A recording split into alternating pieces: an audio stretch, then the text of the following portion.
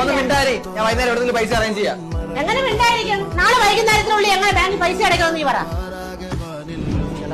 പൈസക്ക് അത്ര അത്യാവശ്യമാണ്. എന്ത് ചെയ്തു?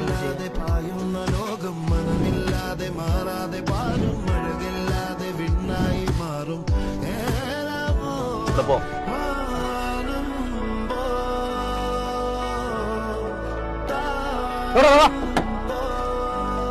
ഇങ്ങോട്ട് ഇറങ്ങടാ, നിന്റെ അടുത്ത് പ്രത്യേകിച്ച് പറയണം. എന്നെ സാറേ പ്രശ്നം എന്താന്ന് ഞാൻ പറഞ്ഞായിരുന്നു നിനക്ക്.